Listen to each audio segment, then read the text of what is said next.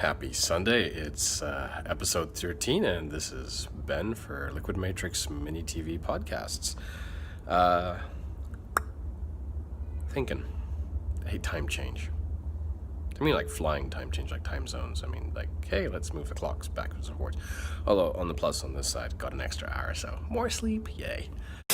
When I first spoke about what was going on in Quebec, for those of you not Canadian, it's a province in Canada, with the police surveilling reporters, I don't think I fully understood the scope of what was going on, and as it turns out today, it's 9 reporters in total targeted by by both the provincial police and the Montreal City Police.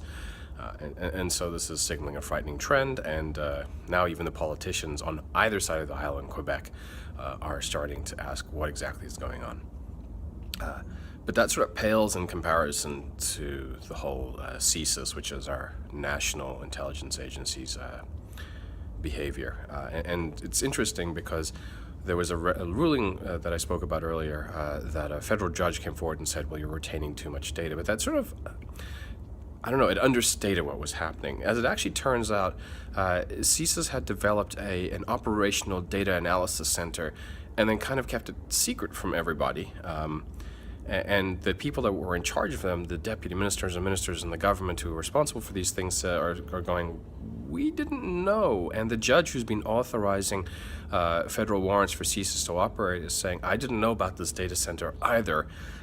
And it looks like they were they were operating outside jurisdiction, but they were working really hard to make sure nobody understood that they were doing this. The charter that CSIS, or legislation that CSIS operates under, is by and large up to CSIS to interpret.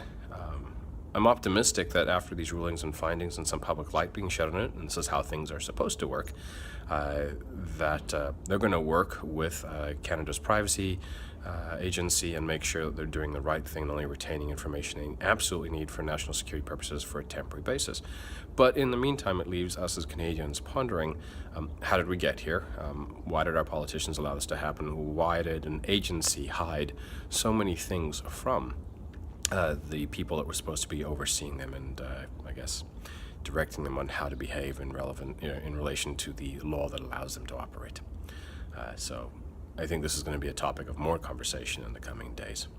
In the meantime, while we're pondering that, if you're not Canadian and you're south of the border, if you're American, for God's sake, please go vote. While, we hope you vote a certain way, at least we'd like you to vote so that, as Dave Lewis, the co-founder of Liquidmatrix, says, you don't whinge for the next 4 years and say, I didn't get a chance to vote, and therefore I don't believe in the results of the election. So go vote, please. Have an awesome end of your weekend, and see you tomorrow.